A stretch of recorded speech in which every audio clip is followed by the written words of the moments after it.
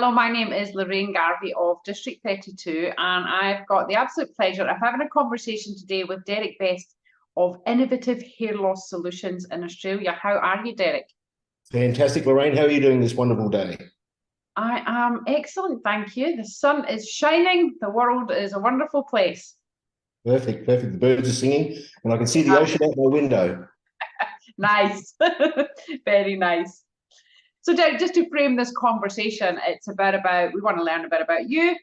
I want to know a little bit about Hair Loss Solutions. I think your business name is quite self-explanatory, but I'd like to just dig into that, ask a few questions. I know some of the common questions that I've heard some members ask you, so I might ask them again for the listeners' pleasure. But Derek, first of all, give us an overview. Innovative Hair Loss Solutions. What are the range of services that you provide in that area? Well, Innovative Hair Loss Solutions commenced, which is sort of founded in 1996 by a partner at the time, and it was established that the psychological damage that wearing hairpieces and surgery did to men.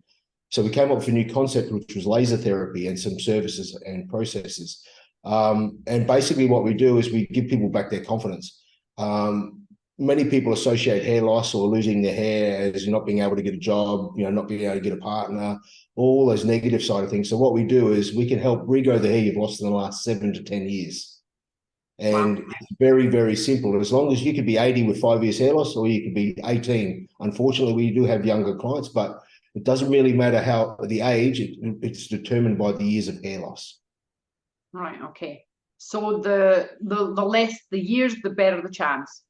Correct. A thinning person is more of a target client to us than someone that's shiny bald. Right, okay. How did the business end up in that area? In the area, well, Yeah, again, we just established a need in the market at that time because there was, again, a gap between back in the 90s, guys could only wear a hairpiece, which people can really in that era, they stood out. I can't say that, but they stood out. And also there was bad surgery where it was plugs and it looked like, someone had bad surgery done. So the emotional scarring that had on men and women back then was significant, and that drove a need to find a niche in the market, which was the laser therapy that we conduct, again with products and services. So it wasn't through, I guess, the owner's trauma and their own personal journey. It was actually a business decision that was made about identifying a need in the marketplace. About what you There was just a hole in the market at that time, and the person I was with at that time identified that, and I sort of worked and funded it, and they grew the business. And then in 2004, we changed the name to Innovative Hair Loss Solutions from Best Hair Products. Right, okay. How do you differentiate yourself in the market? How do we differentiate ourselves? Well, there's a lot of competition. Well, what could be appeared to be competition where, there's clinical, there's medical, where we just help the normal everyday person to regrow their hair back. So, some people could feel like they've got a medical condition because they lose their hair. They say that up to 70% of the public or people lose their hair at some point in their life.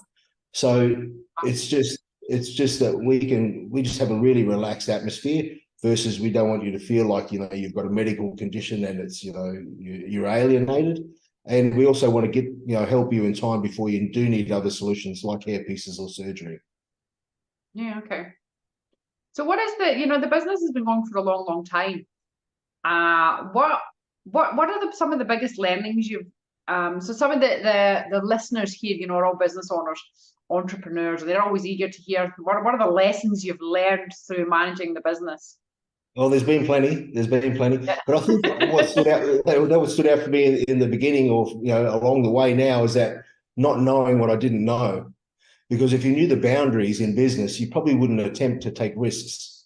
And when you're sometimes unconsciously incompetent, it can work in your favor. So, maybe not having the best education, not having the best upbringing, but just having drive and determination, being passionate about helping people really helped. Because I am passionate about helping people. In this instance, it's with their hair. So I think not having to go to school and be an academic was really a saving grace for me because you don't know the boundaries, so that you can push a little bit further than you normally would. Mm. It's interesting because, you know, for me, it was the same. You know, you go in naively. You know, I went into business very naively. You know, I ended up in a sales role for an IT company, and I thought, oh, you know, if I can generate millions of dollars for you, then I can do it for myself. You know, Well, and the off you E-Myth, go. the E-Myth, yeah, Yeah. yeah. To realize that, you know, you're leveraging their 20 years of the brand and their existing clients and stuff, and it's not like that starting from scratch. But anyway, you learn there. You wouldn't turn back. Yeah, all the moving parts that you work out that you need at the time after you've needed them. Yeah. Yeah.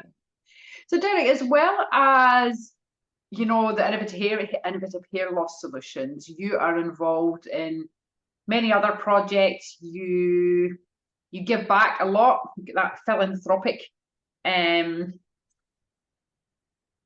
part within you. You're very interested in personal development and personal growth. Do you want to tell us a little bit about what else you're involved in? Yeah. Well, I do like to give back. You know, I have done that a lot, and I've been blessed to be able to do that with the business. You know, there's been times that we've worked with the Salvation Army where we gave 500 people, 500 Christmas baskets to the homeless. One year we gave a car and some white goods to a family that had a child with a medical condition that couldn't sleep. We've brought the kids from the drought to the beach. We've fed school for the year with wheat bix and bread donated. And I believe that if you can't give back when you've got nothing, you won't give back when you've got something. So you know, I've had to make decisions at an early stage where we had nothing at all, and you know, I had to, you know, I kept the what's it called? A child from Uganda was my first contribution. That was back in the 90s when it was $45, and it's only 40. It was $45 I didn't have, but I continued to do that. So anyway, now with all those other things that I've done, we've moved into the suicide prevention phase. And you know, you're asking about what business would I move into? Well, there's a big need for you know, suicide prevention. And you know, I lost 3 mates at an early stage, all close together, and they were all from different walks of life, and it really made it relevant that people needed help in that space. So I've been studying and I've been learning to do things to just, it's not an intervention because I'm not a professional, but it's all about just being a real person and understanding your environment and helping those people understand what's going on around them, so that they don't have a friend or family member or colleague that goes and takes their life. So I've been working in that space at the moment, and I will be moving that into the business model with Mind Health. So we'll be providing, you know, counselling and services for people that need assistance in that space. Yeah, so I've been up to a lot, but I really enjoy that side of things, helping people. I think you really bring to light. We again, we don't know what we don't know. We don't know the statistics around mental health. We don't know the statistics around suicide unless it happens to us and it's in your face, or you happen to fall across that information. I think it was for you to lose 3 in a space of time is pretty in your face. Yeah, one of them actually came to me the day before and reached out, and I missed the signs. So that started my journey. Unfortunately, he lost his life. Now I wasn't, you know, responsible for that because he got himself into a situation. But I could have dealt with it differently, and it could have been just a simple 10-minute conversation, potentially. I don't know. You know, there's been multiple incidences now that when you open your eyes to it, you see it's all around you. And I think it's time that people woke up. You know, there's 8 to 9 people a day in Australia that take their own life. 65,000 people a year in Australia attempt to take their own life, you know, and it's like 16 million people around the world annually attempt to take their life. Wow. So it's not a small problem, we don't have to live in the doom and gloom of it, but we just need to understand it, you know, and understand that maybe just reaching out or taking 5 or 10 minutes to speak to a friend might be the difference, might be the turning point for them to say, hey, you know what, I'm better off alive. Yeah. You know, Derek, what sort of advice would you give anybody? So I'm going to ask you that for 2 questions. What sort of advice would you give someone who was just starting out in business? And what advice would you give someone who would like to start getting involved in giving back somehow? someone's wanting to start a business, sometimes it's good to be able to negotiate a better wage working for someone. But if that's not the case, and, There's your advice right there. and if you're driven and passionate to do something that's going to make a difference, just be willing to make mistakes and be unconsciously incompetent. But the passion will either help you or help you in both directions. It'll, yeah. So I just think be ready for anything, because that's business. A guy once explained it to me like it's like drawing your sword and hacking your way through the day and then coming back to sleep at night. And I thought, well, geez, that's really harsh. Like, and that was at the beginning of setting up a business. So now I understand completely what he was talking about. But if someone wanted help about giving back, it's as simple as it could be. Some people wear a watch that's the money goes to it's donated to a cause. I'm also the president of the Lions Club of Whitford. We raise money.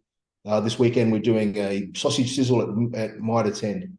So I give up my Sunday to do that. And it's only we only earn about or make about $300 after costs. But it's money that we put in a stockpile that we can give back to people that are reaching out. I had a guy yesterday ring me, and he's starting up he's called We Give Food, I think it was called. And he started up a not-for-profit where he goes around and takes all the food from the restaurants and he distributes it to the homeless. So how do you get started on doing it? I think you just do it. If it's giving money to, not necessarily just money, it's time, giving you time. I think time's more valuable than the money aspect. People give money when there's time poor, but I just think if you could give an hour of your time to some local community would be a fantastic start. Derek, thank you very much. It's been really nice to speak to you today, to know about your business, to know where you come from, and you get to know the man behind the brand. No worries at all, Lorraine. Thank you for the time. No, thank you very much, and I look forward to seeing you the District 32 event very soon. Thank you very much. Thanks, Derek. I'll see you later. Bye.